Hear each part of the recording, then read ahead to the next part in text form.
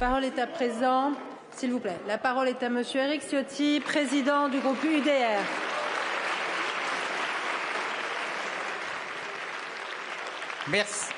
Merci Madame la Présidente. Ma question s'adresse à Monsieur le Premier ministre. La France est-elle encore une démocratie? Beaucoup de nos compatriotes se posent aujourd'hui avec gravité cette question face aux coups de boutoir répétés portés à nos principes fondamentaux. Le candidat de l'opposition, largement favori de l'élection présidentielle de 2017, François Fillon, éliminé. La chaîne de télévision la plus populaire de la TNT, rayée de la carte. Et aujourd'hui,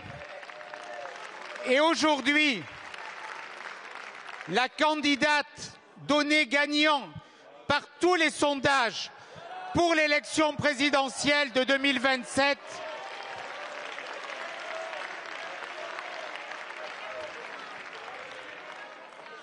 que certains veulent et tentent d'empêcher de se présenter.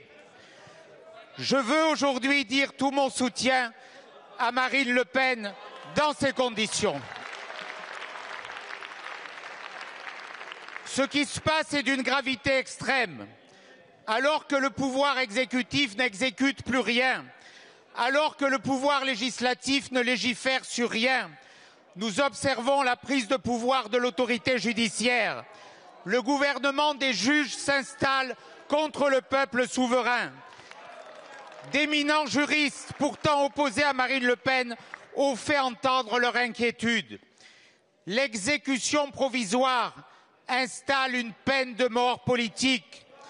Monsieur le Premier ministre, notre groupe portera donc dans sa niche de juin une proposition de loi pour supprimer l'exécution provisoire pour les peines d'inéligibilité.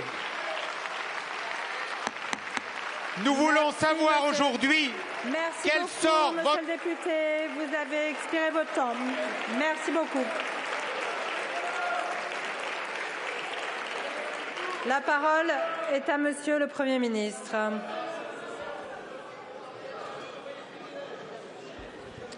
Madame la Présidente, Mesdames et Messieurs les députés, Monsieur le Président Ciotti, je ne veux pas laisser dire ici que notre démocratie serait mise à mal par l'autorité judiciaire. Ce n'est pas vrai.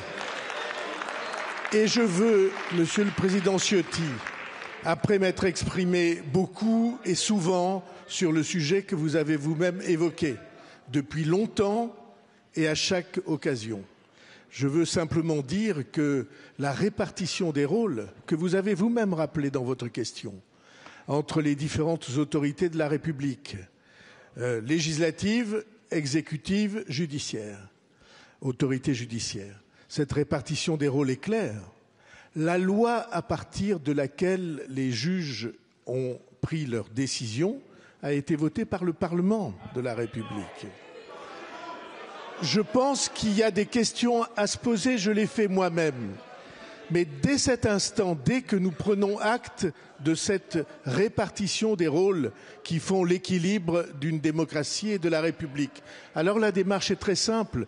Vous annoncez que vous allez déposer une proposition de loi. Cette proposition de loi, elle sera examinée par le Parlement dans ces deux chambres et c'est le Parlement qui décidera si oui ou non il convient de toucher à l'écriture de la loi à partir de quelle écriture les magistrats jugent.